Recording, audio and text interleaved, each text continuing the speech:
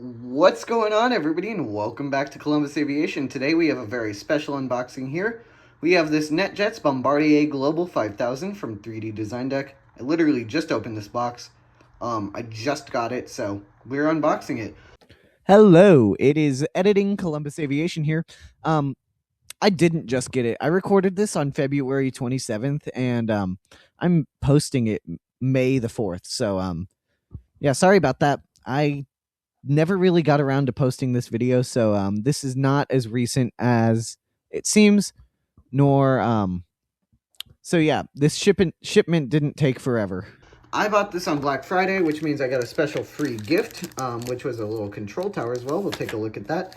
And they got these really tiny cones, which the camera won't even focus on, perfectly scaled, as those came for me for this being my first purchase with 3D Design Deck directly. Now you can see a bunch of teasers in the back, but we're going to be focusing only on this guy today, so let's get right on into it. Alright, so I've got a tripod set up now. I forgot to set it up earlier, so here we go. And this also came in perfect timing as my other NetJets model is a little broken, so it's in need of repair. Anyways, I'm going to just slide the box open off camera. Alright, here we have the box. So as you can see, can't remember which way they want us to open these. I think it's this way. Yeah. Oh, wow. Alright, so we've got some foam, so I think we don't want to damage the model. Pull the first layer of foam. You can see the little tail sticking out. Let's just put that on top of one of many models to come. And then the actual model. Here we go. Here it is. That is huge for a biz jet. Oh, man. I mean, I know it's, like, accurately sized. That is very accurately sized. I just think it's crazy that people will fly things that big. I've seen a NetJets Global 5000 in real life at Port Columbus or John Glenn Columbus International. Not sure if I got a good picture, but I will insert it if I did into the video. I have model 69 of 200. Nice. So without further ado, if I can get the box back together. Here we go. All right, we're going to check out this model from left to right, and then reverse and go from right to left on the other side. Starting up at the front here, we have this wonderful nose cone, and these lovely little details here. Cockpit windows and L1 door, which is probably the only door because this is a biz jet. Yes, it is. I don't know why I even specified. We've got some antenna on the top, which is just crazy. Nice little winglet here. And the design along the side, the design along the side and the windows. Then we've got a baggage compartment right in front of the engine, which has the registration on it, which would be November 111 Quebec Sierra.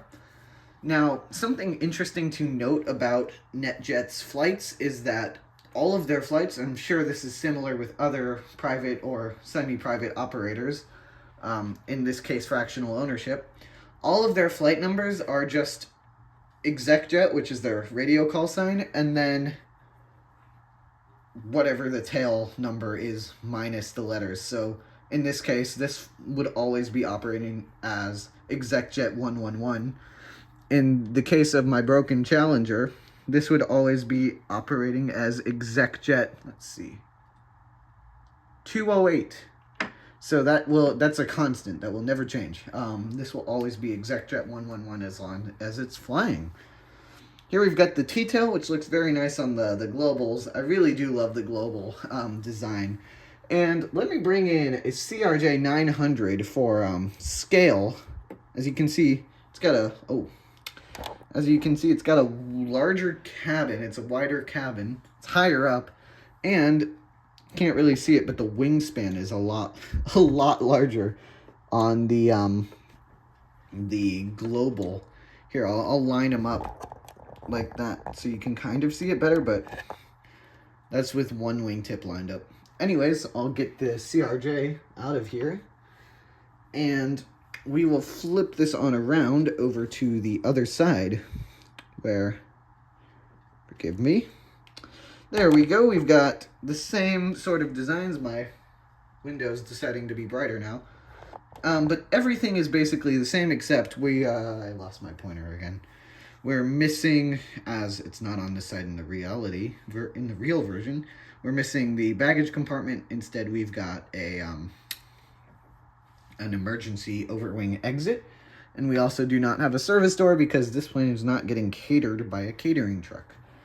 Anyways, that's just about all with this model, so let's jump on to the other stuff we got. I'm kind of frightened. I'll be totally honest. I'm kind of frightened to open these cones and lose them all. So we're gonna start with the control tower here. Let's zoom out a bit, if we could. All right, here we go.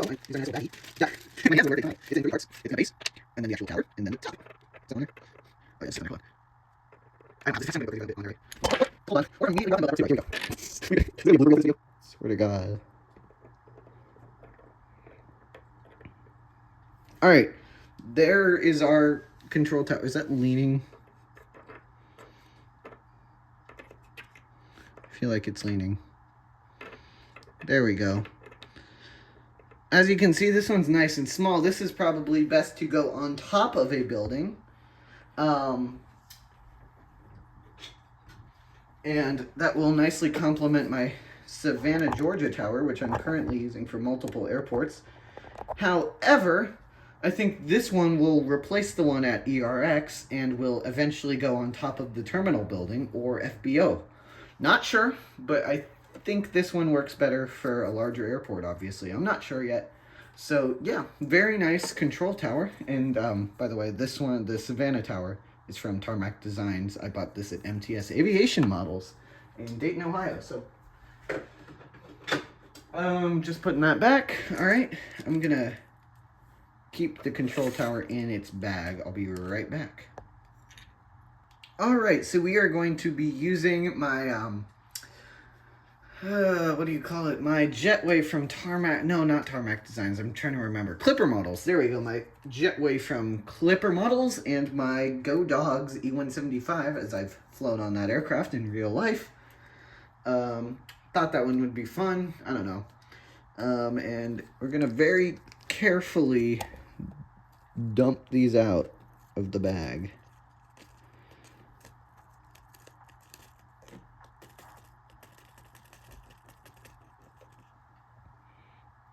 It's gonna take a while. All right, I have returned. I have set up 6 of them amongst this aircraft. There are a total of 15, so if you're about to purchase from 3D Design Deck, please know that you will get a pack of 15 cones for free with your order, as long as you purchase directly through 3D Design Deck. If you purchase through another provider, such as Yankee Victor 400, another retailer, I should say, where I've purchased the majority of my 3D Design Deck aircraft, you will not get these gifts, which is why I'm just now getting mine. And also, just another disclaimer is that the control tower was a Black Friday 2025 exclusive, so I placed my order on Black Friday 2025. I literally got it today. But this was for the November, December releases, so that's all good. They had a bit of a delay with foam getting there to package their aircraft, I believe. Anyways, that's just about all. So as you can see, I'm about to take my phone out of my tripod here, and then I'll show you what they look like set up around an aircraft. So as you can see, I opted to go for a full 6 configuration with 1 in the back, 1 in the front. 1 on either wingtip and 1 at the front of each engine, if that would focus. It's not going to focus. There we go. So yeah. And although it is a private aircraft and shouldn't be parked at a jet bridge, and also the fact that there are engine cones in the front, I just kept the same cone set up and put, you know, the model here. But that is just about all we've got for today. So thank you guys all so much for watching. Please be sure to check out some of my other content and subscribe. Columbus Aviation signing out.